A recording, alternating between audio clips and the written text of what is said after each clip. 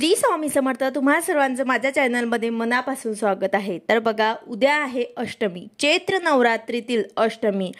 या अष्टमीला अनन्यसाधारण असं महत्त्व आहे। प्रत्येक महिन्याला अष्टमी येत असते, पण जेव्हा नवरात्रीमध्ये अष्टमी येत असते त्याला खूप काही महत्त्व आहे।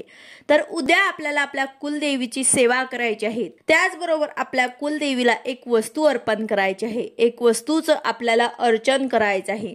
याबद्दल संपूर्ण माहिती मी तुम्हाला आजच्या व्हिडिओमध्ये सांगणार आहे। व्हिडिओ पूर्ण बघा जेणेकरून तुम्हाला संपूर्ण माहिती मिळेल। जर तुम्ही चॅनलवर नवीन असाल तर चॅनलला सबस्क्राइब करायला मात्र विसरू नका आणि व्हिडिओला लाईक करायला मात्र विसरू नका।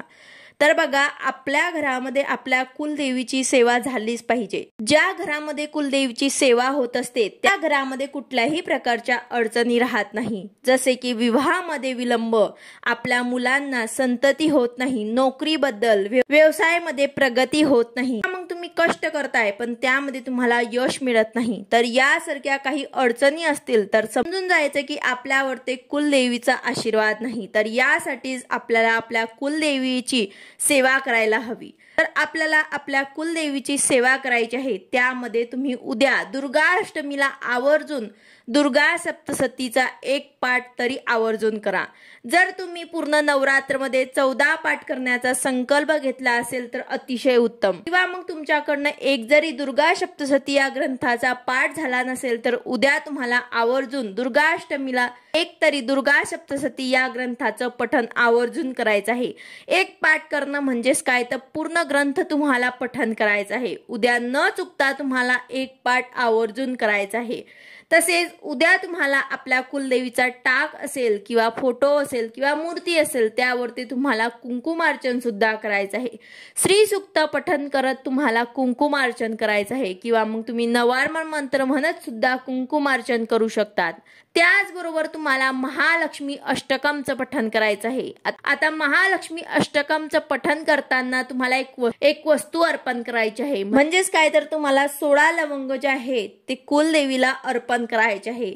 महालक्ष्मी अष्टकम तुम्हाला 16 वेळा पठण करत एक लवंग जे आहे ते तुम्हाला कुलदेवीला अर्पण करायचे आहे।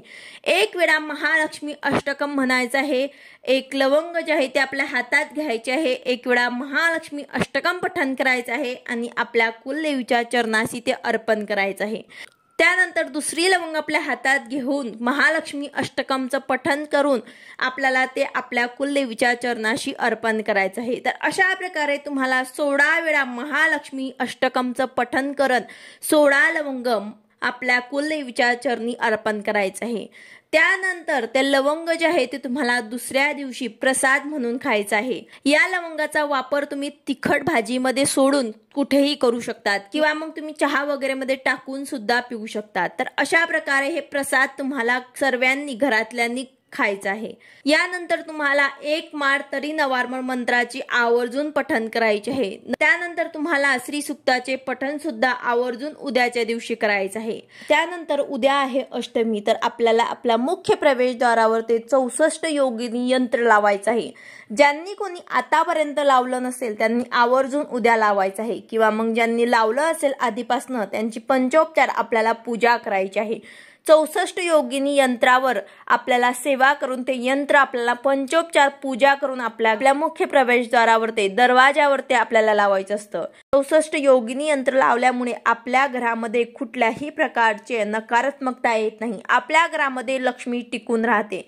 त्याचबरोबर आपल्या घरामध्ये अन्नधान्याची कमी कधीच राहत नाही, सदैव बरकत टिकून राहते। या यंत्राची आपल्याला प्रत्येक महिन्याच्या अष्टमीला आपल्याला पंचोपचार पूजा करायची आहे। तर अशा प्रकारे तुम्हाला उद्या अष्टमीला हे सर्व सेवा करायची आहे, किंवा मग यामधून एक जरी सेवा केली तरी सुद्धा चालेल।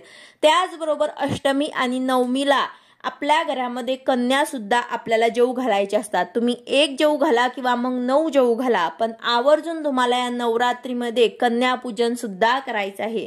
ज्यांना कुणाला अष्टमीला करायचं असेल त्यांनी अष्टमीला करा, किंवा मग नवमीला केलं तरी सुद्धा चालेल। त्याचबरोबर आपल्याला आपल्या कुलदेवीची उद्या आरती करायची आहे, पंचोपचार पूजा करायची आहे आणि अशा प्रकारे आपल्याला सेवा सुद्धा करायची आहे। त्यामध्ये दुर्गा सप्तशती या ग्रंथाचं तुम्हाला एक पाठ पूर्ण करायचं आहे।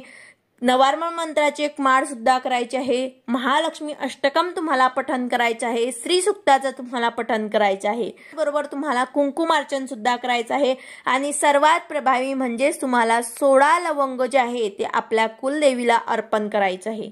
तर या सर्व सेवांमधून तुम्हाला जे जमेल ते सेवा तुम्हाला आवर्जून उद्या न चुकता करायची आहे। व्हिडिओ आवडला असेल तर लाईक करा, शेअर करा, सबस्क्राईब करा। भेटूया अशाच नवीन व्हिडिओ सोबत। श्री स्वामी समर्थ।